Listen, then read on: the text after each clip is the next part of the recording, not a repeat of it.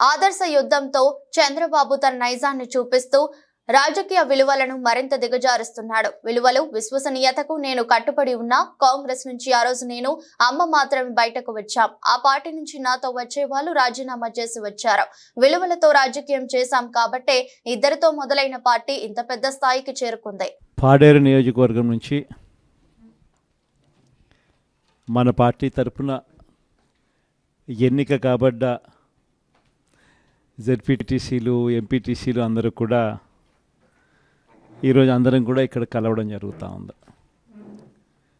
దాదాపుగా 85 చోట్ల పాడేరు నియోజకవర్గంలో ఈ ఎన్నిక జరిగితే మన పార్టీ తరపు నుంచి 57 స్థానాలు మనం గెలిచాం.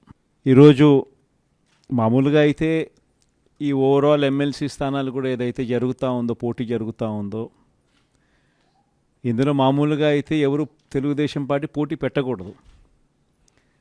నైతిక విలువలు ఉన్న ఏ పార్టీ అయినా పోటీ పెట్టకూడదు. ఎందుకంటే 600 చిల్లర స్థానాలు మనం గెలిచినాం. వాళ్ళు గెలిచింది కేవలం 200 చిల్లర స్థానాలు వాళ్ళు గెలిచినారు. మనకు వాళ్ళకు మధ్య తేడా దాదాపుగా 387 స్థానాలు వాళ్ళకు మనకు తేడా ఉంది. గెలిచిన వాళ్ళంతా కూడా మన పార్టీ గుర్తు మీద, మన పార్టీ జెండా మీద గెలిచిన వాళ్ళు. వాళ్ళ సైడ్ అయినా అంతే, మన సైడ్ అయినా అంతే. మరి అటువంటప్పుడు మెజారిటీ లేనప్పుడు ఎవరైనా కూడా పోటీనే పెట్టకూడదు. మామూలుగా మీ జగనే ముఖ్యమంత్రి స్థానంలో ఉండి ఇటువంటి పరిస్థితి కనుక ఉంటే, వాళ్ళకే కనుక మెజారిటీ కనుక ఉంటే అసలు మనం పోటీ పెట్టుండే వాళ్ళమే కాదు. ఎందుకు పోటీ పెట్టాలి? ఎందుకు డబ్బులు ఇచ్చి కొనుగోలు చేయాలి? వేరే పార్టీ గుర్తు మీద గెలిచిన వాళ్ళను ప్రజలు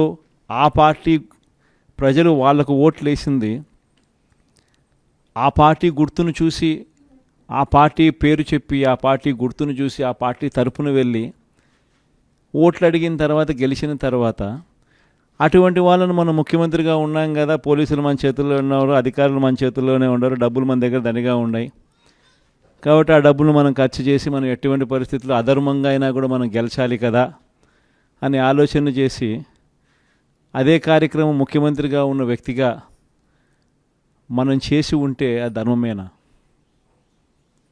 ఇది ధర్మం కాదు. చంద్రబాబు నాయుడు నైజం మాత్రం చూపిస్తూనే ఉన్నాడు. ఈరోజుకి కూడా అధర్మంగా యుద్ధం చేసే కార్యక్రమం జరుగుతూనే ఉంది. అధర్మంగా యుద్ధం చేసే కార్యక్రమంలో భాగంగా మన పార్టీ తరపు నుంచి ఎవరైతే గెలిచినారో వాళ్ళందరికీ ఫోన్లు చేయడం, లేదా వాళ్ళ దగ్గరికి మనుషులను పంపించడం, నీకు 5 లక్షలు ఇస్తా, నీకు 10 లక్షలు ఇస్తా, వస్తావా అని పిలవడం, అడగడం. ఎంత మటుకు అంటే రాజకీయాలలో విలువలు అనేటివి పూర్తిగా అట్టడుగు స్థానంలోకి తీసుకొని పోయే కార్యక్రమం జరుగుతూ ఉంది. ఏ రోజైనా కూడా ఒక రాజకీయ నాయకుడు ఎదగాలంటే మాత్రం విలువలు, విశ్వసనీయతతో కూడిన రాజకీయాలు చేస్తేనే ఆ రాజకీయ నాయకుడు ఎదుగుతాడు. ఏ రోజైతే మనం మన క్యారెక్టర్ని అమ్ముకుంటామో, ఏ రోజైతే మనం విలువలను, విశ్వసనీయతను రెండింటినీ కూడా పక్కన పెట్టి రాజకీయాలు చేయాలని ఎప్పుడైతే మనం ఆలోచన చేస్తామో, అప్పుడు ప్రజలకు సమాధానం చెప్పడం కథ దేవుడు ఎరుగు, ఇంట్లో కూడా మనకు గౌరవం ఉండదు. ఇంట్లో కూడా మనకు గౌరవము, వాల్యూ ఉండదు అన్న సంగతి ప్రతి ఒక్కరూ కూడా గుర్తుపెట్టుకోమని కోరుతా ఉన్నా. నేనైతే నా జీవితంలో రాజకీయాలు నేను అట్టే చేశా.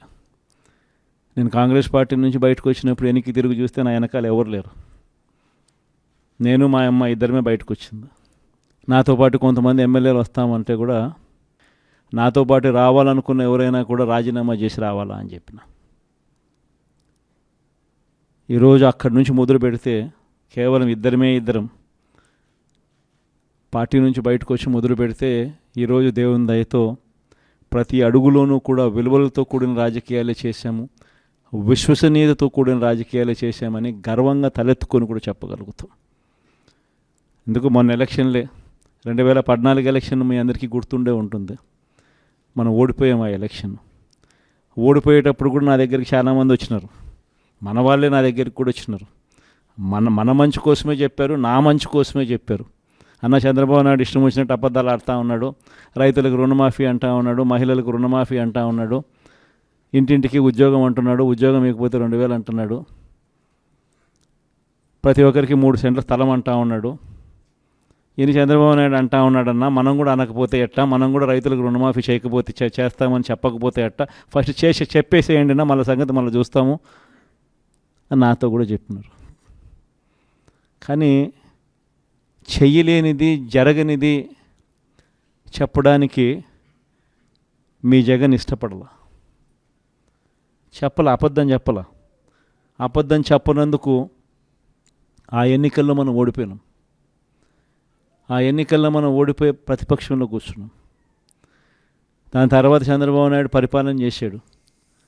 అడ్డగోలుగా ఆయన చెప్పినవన్నీ అబద్ధాలు అని చెప్పి ప్రజలందరూ కూడా నమ్మేట్టుగా, ప్రజలందరికీ కనిపించేట్టుగా చంద్రబాబు నాయుడు అనే వ్యక్తి ప్రజలను మోసం చేశాడు అన్నది తెలిసేట్టుగా ఆ తర్వాత 2019 ఎన్నికలు వచ్చేసరికి ఏకంగా చంద్రబాబు నాయుడు అనే వ్యక్తికి డిపాజిట్లు కూడా దక్కని అందువనమైన పరిస్థితులకి పోయాడు. 2019లో మనం అధికారంలోకి వచ్చినాం. మన మేనిఫెస్టోలో చెప్పింది ఏది కూడా పలాని మాట చెప్పినామనంటే ఒక్క మాట కూడా తప్పకుండా మొట్టమొదటిసారిగా రాజకీయాలలో విలువలు అంటే ఏమిటి, విశ్వసనీయత అంటే ఏమిటి అనే పదానికి మనం అర్థం తీసుకొస్తూ అడుగులు వేశాం మొట్టమొదటిసారిగా. ఇంతకుముందంతా మేనిఫెస్టో అంటే చెత్తబుట్టలో వేసే డాక్యుమెంట్. మొట్టమొదటిసారిగా మేనిఫెస్టో అంటే చెత్తబుట్టలో వేసే డాక్యుమెంట్ కాదు. మేనిఫెస్టో అని అంటే ఒక బైబిలు, ఒక భగవద్గీత, ఒక ఖురాన్ అని చెప్పి మొట్టమొదటిగా నిర్వచనం మారుస్తూ చెప్పిన ప్రతి మాట కూడా నెరవేర్చాం. ఒక 10% జనాభాలు మాత్రం చంద్రబాబు నాయుడు మోసాన్ని నమ్మారు. చంద్రబాబు నాయుడు క్యాంపెయినింగ్ ఇంటింటికి పోయినప్పుడు వాళ్ళ ఎమ్మెల్యేలు చేసిన క్యాంపెయిన్ పిల్లలు కనపడితే నీకు 15,000, నీకు 15,000, నీకు 15,000, నీకు 15,000 సంతోషమా అని అడిగే క్యాంపెయిన్. వాళ్ళ అమ్మ కనపడితే నీకు 18,000 సంతోషమా అని అడిగే క్యాంపెయిన్. వాళ్ళ ఇంట్లో ఇంకొక ఆడవాళ్ళు కనపడితే నీకు మళ్ళీ 18,000 సంతోషమా అని అడిగే క్యాంపెయిన్. వాళ్ళ ఇంట్లో ముసలోళ్ళు ఎవరైనా బయటకు వస్తే నీకు నెలకు 4,000 పెన్షన్ సంతోషమా అని అడిగే క్యాంపెయిన్. ఈ క్యాంపెయిన్తో, ఈ మోసంతో,